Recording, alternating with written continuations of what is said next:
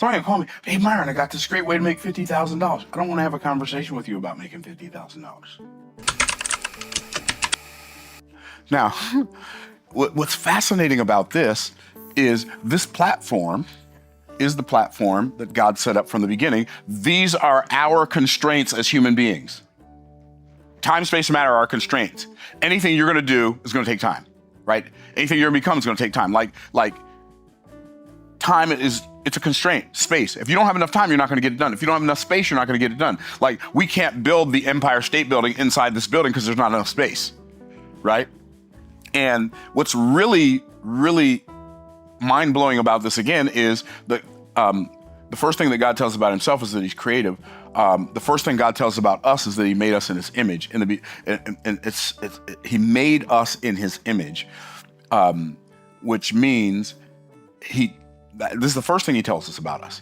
He made us to make stuff, and he created us to create stuff, which is why if you're not making something, if you're not creating something, if you are not living in your creative space to make the world a better place, you feel unfulfilled. You feel like I'm wasting my life. I'm just existing because you're not creating anything, right?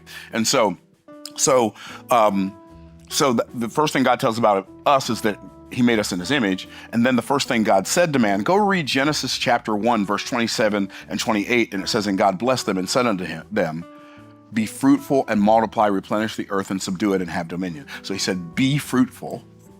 Now, the word fruitful, Genesis 1 tells us what a fruit is. A fruit is a living organism whose seed is in itself. So when God said, be fruitful, he's telling us to produce on the outside based on what he put on the inside of us. What did he put on the inside of us? I believe that God planted the seed of an aspect of his creativity inside of all of us.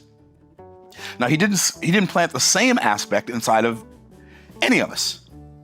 He planted a different aspect of the seed of his creativity inside of each of us so that you can create something based on the creativity that God put in you that helps me, and I can create something based on the creativity God put inside of me to help you. It's so beautiful.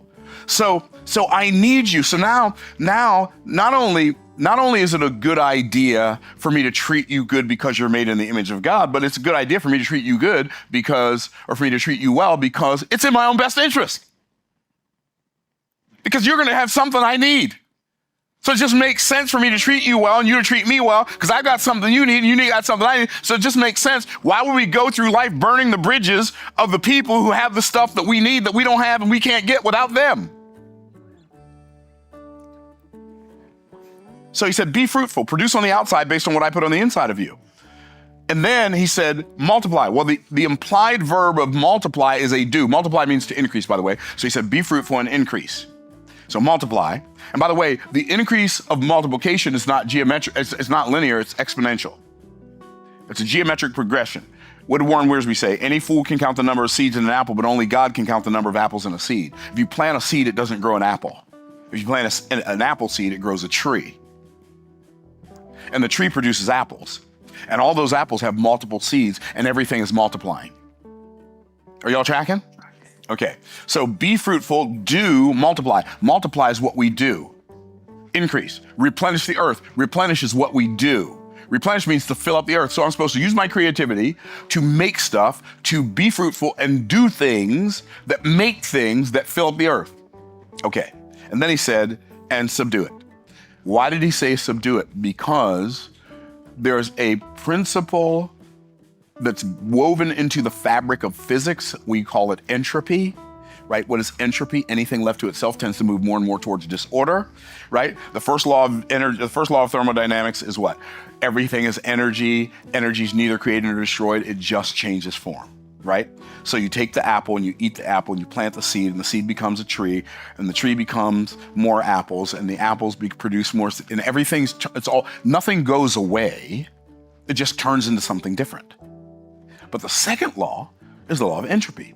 Anything left to itself tends to move more and more towards disorder. So in order for me to do, it requires intention and it requires energy. Are y'all tracking? I thought I was going to do 7. Okay, that's hilarious. Okay, so be fruitful, do multiply, do subdue. Well, because of the law of entropy, It's woven into the fabric of the universe that, and when I say it's woven into the fabric of the universe, God wove it into the fabric of the universe, because the universe is not God and God is not the universe.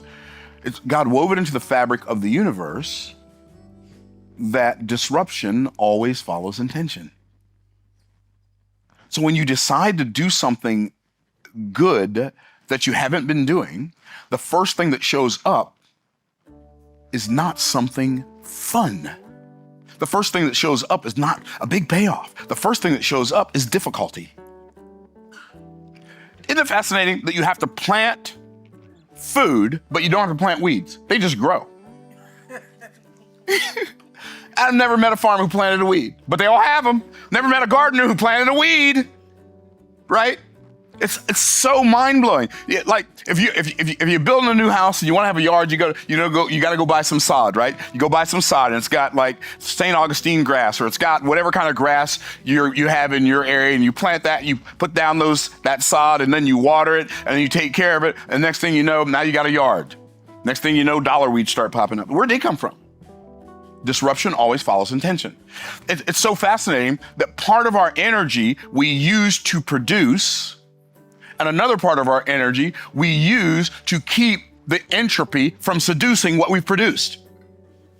Like, what in the world is happening here? Okay, so do, and then God says, have dominion. Have dominion. Now, here's the formula. Be, do, have. But this part of the formula, be, was created for the platform of time. So this is the platform. And these are the parameters. And the parameters are be, do, have. This parameter was made for this part of the platform. Anything you're going to become that you are not right now takes time.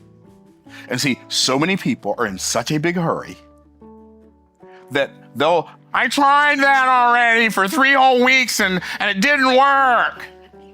Right? Isn't that what people say stuff? Like, what are we talking about? I was having a conversation with one of my clients last night.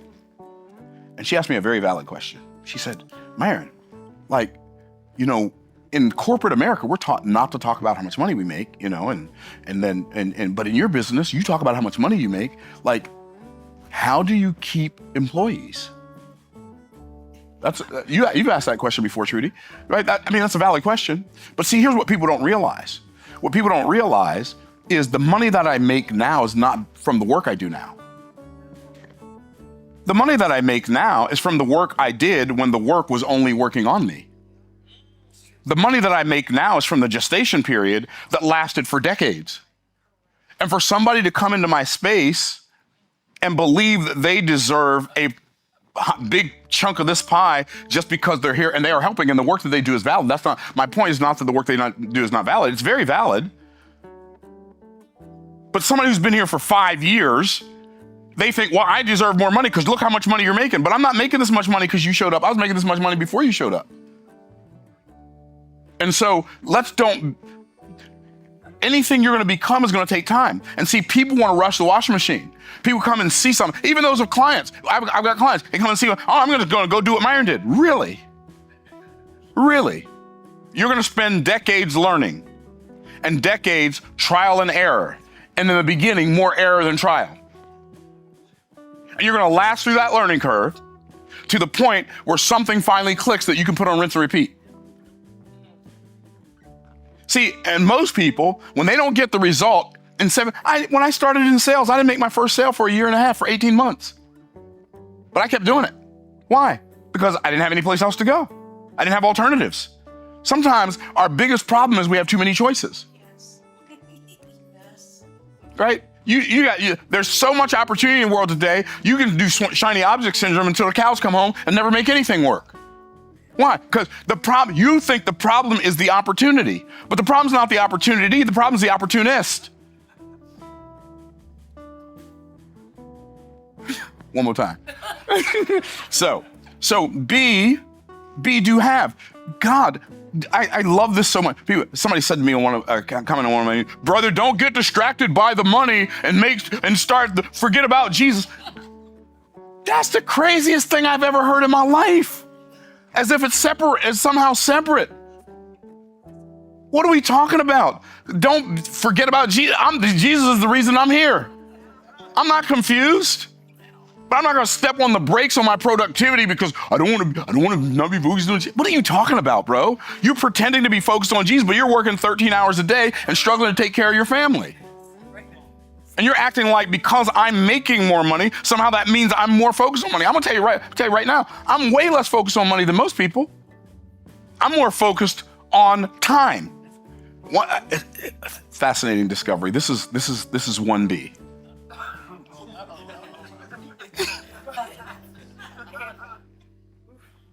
One of the biggest differences between poor people and rich people is poor people value money more than they value time, and rich people value time more than we value money. Poor people value money more than they value time. That's why they're cheap. No, they're not cheap. I'm not saying they're cheap. I'm saying they'll go to a restaurant, church folk, go to a restaurant on Sunday afternoon, sit there for 5 hours and leave a $1 tip in a trap. That's called an anti-witness. Okay. So we have to understand that my desire, your desire to have something nice, to have nice experience of life, your desire to have like a nice car and a nice house and live in a nice neighborhood, take nice vacations and have a nice sized bank account, that desire, God gave it to you. God's the one that gave you a desire for nicer, better, because the first command was be fruitful, multiply, replenish the earth, subdue it, and have dominion. God commanded the man to be progressively productive in his life, his whole life. Your desire to make today look better than yesterday, and this week look better than last week, and this month look better than last month, and this year look better than last year, and this decade look better than last decade is God-given. And Satan wants you to believe that it's satanic. See, Satan, one of his tactics is to make you believe that your friends are your enemies and your enemies are your friends. Remember what he said to Eve in the garden? You shall not surely die, for God doth know that they eat thereof. Then your eyes will be open and you should be as gods knowing good and evil. What's he saying? He's saying God's just keeping something from you. God's just trying to keep you from being like him. So you want to do something really good for your life? Stop attending Satan's Bible studies. What does that even mean? Stop attending Satan's Bible studies.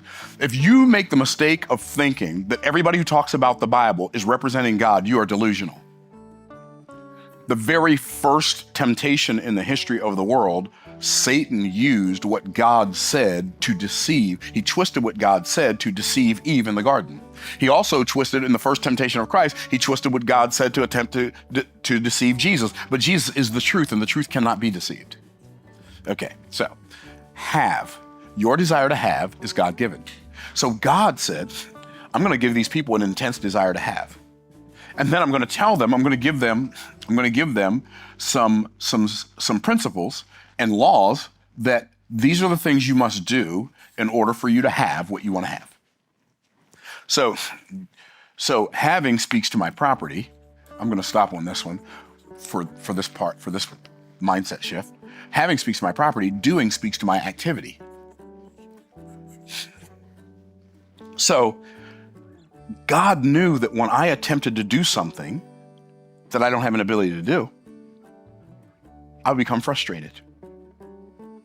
I'd feel challenged. I would feel insignificant and insufficient.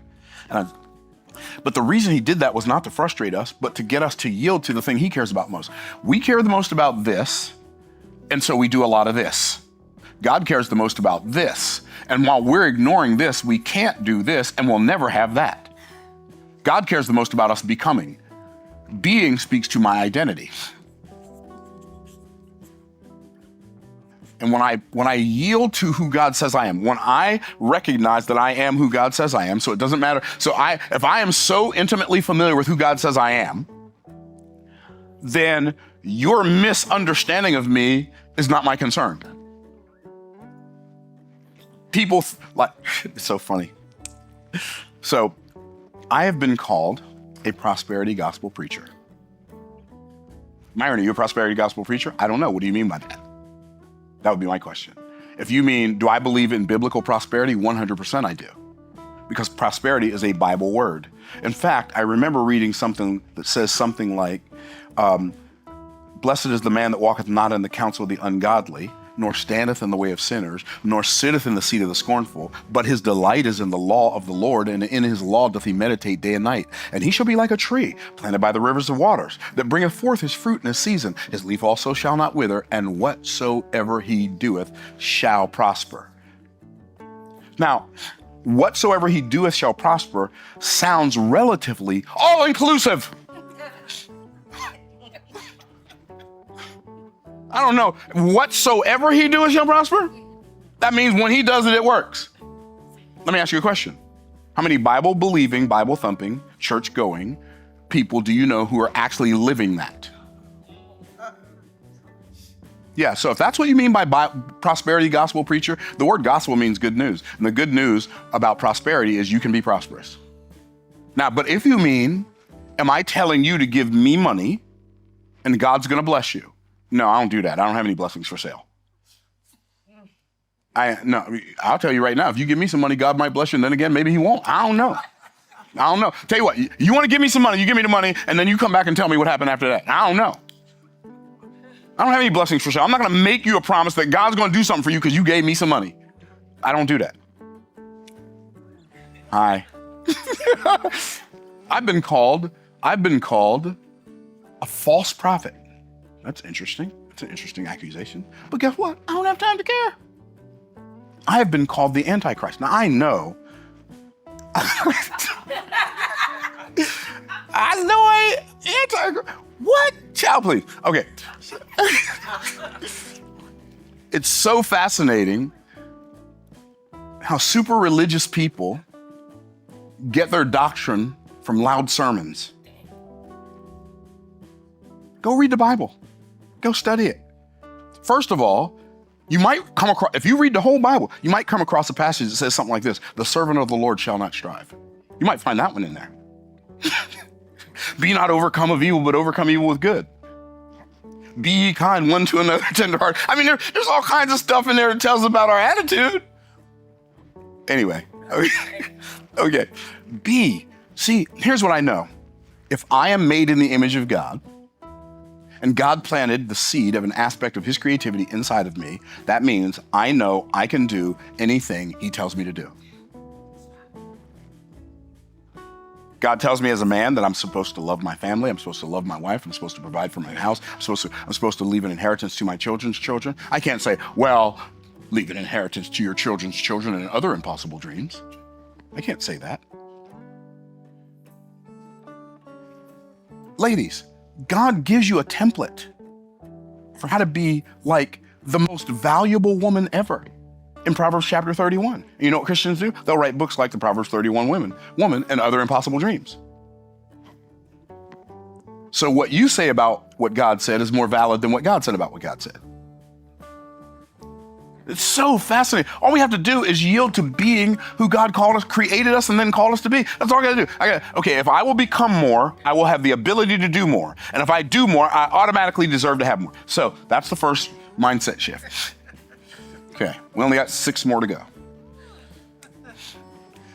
The next one that shifted my existence was kind of based on the same passage, and it's this one. The 4 levels of value. The lowest level of value is implementation. Down here, you use your muscles over time to make money. Wealth